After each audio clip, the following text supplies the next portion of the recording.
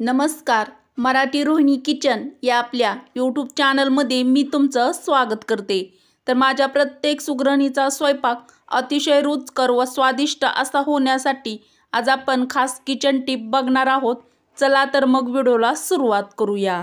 Tip number 1. नागली किंवा गहू तांदूळचे पापड बनवताना ते शक्यतो लाटताना जास्त बारीक लाटू नये. यामुळे पापड भाजताना जळतो. थोडासा जाडसर पापड ठेवावा. यामुळे भाजताना तो अजिबात जळत नाहीत आणि पापड एकसारखे. जर पापड तुम्हाला हवे असतील तर शक्यतो पापड हाताने न लाटता ते मशीनने बनवावेत. माझ्या प्रत्येक सुगरणीच्या व गृहिणीच्या कामी येईल अशी टिप नंबर 2. उन्हाळी वाळवणीचे पदार्थ फेब्रुवारी, मार्च किंवा एप्रिल या महिन्यात बनवून घ्यावेत. कारण मे किंवा जून यामध्ये जास्तचा वारा सुटतो. यामुळे ओल्या पदार्थावर धूळ बसू शकते.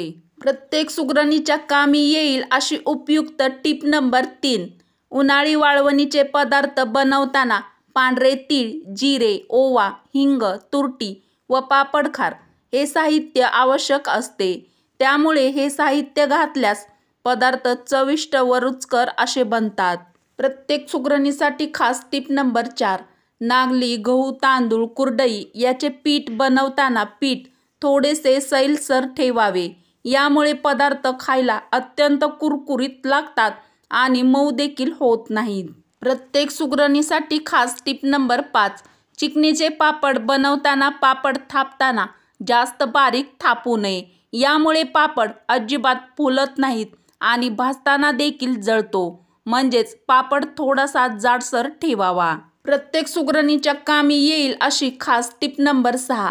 मटरी तयार करण्यासाठी अर्धा तास अगोदर पाण्यात ओवा टाकून ठेवायला पाहिजे. कारण मटरीची कणिक मळताना ओवा पाण्यासकट त्यामध्ये घालायला पाहिजे. कारण मटरी तळताना ओवा तेलातून बाहेर निघणार नाही. तर आपल्या सर्वांची आवडती मटरी बनवताना ही टिप तुम्ही नक्की ट्राय करू शकता. प्रत्येक सुगरणीसाठी अतिशय खास टिप नंबर 7. ढोकळा बनवण्यासाठी डाळ व तांदूळ भिजवताना त्यात पाव वाटी सोयाबीन भिजत घाला. यामुळे ढोकळा मऊ होतो व पौष्टिकही होतो. तर ढोकळा बनवताना ही टिप ट्राय करा.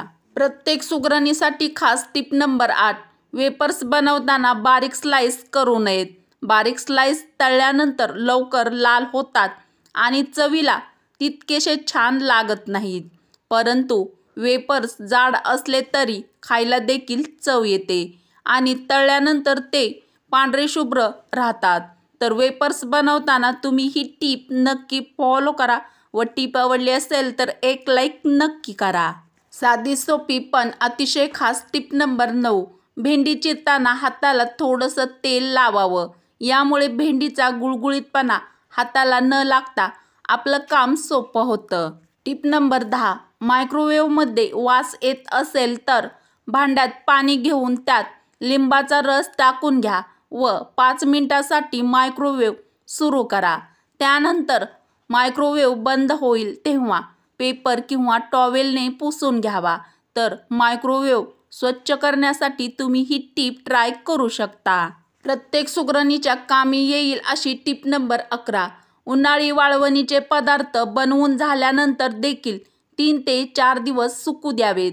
यामुळे वर्षभर अशा पदार्थांना पाहायची गरज पडत नाही. तर ते पदार्थ वाळवल्यामुळे खूप दिवस छान असे चांगले राहतात. Tip number 12.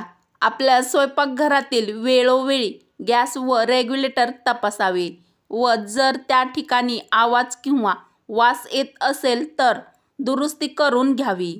प्रत्येक सुगरणीच्या कामी येईल अशी खास टिप नंबर 13. सध्या उन्हाळ्याचे दिवस चालू आहेत. तर या कडक उन्हामध्ये पोटाला थंडावा देणारी रेसिपी आपण नेहमी बनवत असतो. तर ती म्हणजे मसाला ताक. आपण बनवत असतो. तर मसाला ताक बनवताना त्यामध्ये जिरे भाजून त्याची पूड करून घालावी. त्यासोबतच थोडेसे सैंधव मीठ देखील त्यामध्ये घालावे. यामुळे मसाला ताक चवीला भन्नाट लागते. तर आपल्या सर्वांचं आवडतं मसाला ताक बनवताना ही टिप ट्राय करा. Tip number 17. मलाईमधून जास्तीत जास्त तूप काढण्यासाठी त्यात बर्फ घालून मिक्सरमध्ये हलवा. यामुळे सर्व लोणी वेगळे होऊन वर येईल आणि मठ्ठा हा तळाशी राहील। याचा वापर तुम्ही कढी किंवा रवा इडलीचे बॅटर बनवण्यासाठी करू शकता। तर तूप बनवताना तुम्ही ही टीप ट्राय करा। साधी सोपी पण अतिशय महत्त्वाची टीप नंबर 15। झटपट कुरकुरीत बटाटा चिप्स बनवण्यासाठी बटाट्याचे पातळ काप करून बर्फाच्या पाण्यात थोडा वेळ ठेवा आणि नंतर तळून घ्या। तर तुम्ही पण झटपट बटाटा चिप्स बनवताना ही टीप ट्राय करा। अत्यंत महत्त्वाची व खास टीप नंबर 16। छोले भटुरे करतेवेळी भटुरेचं पीठ मळताना मैद्यात थोडा उकळलेला बटाटा कुस्करून टाकावा। यामुळे भटुरे छान फुगतात आणि मऊ राहतात। तर भटुरे बनवताना तुम्ही ही टीप ट्राय करा। अत्यंत फायद्याची व उपयुक्त टीप नंबर 17। भजी किंवा पुऱ्या तळल्यानंतर तेल काळे होते, ते पुन्हा वापरता येत नाही। अशा वेळी त्यामध्ये थोडा शिजलेला भात त्या गरम तेलामध्ये घालावा। यामुळे तेलाचे काळे कण भाताला चिटकतात आणि आपले तेल स्वच्छ होते।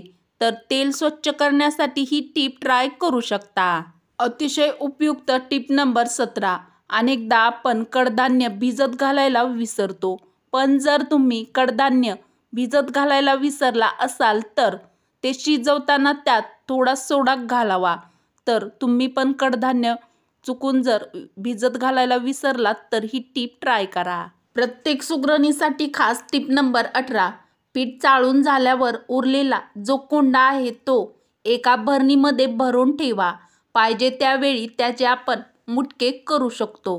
तर हे मुटके चवीला अत्यंत छान लागतात व या कोंड्यामध्ये फायबर व ई जीवनसत्व भरपूर प्रमाणात असते।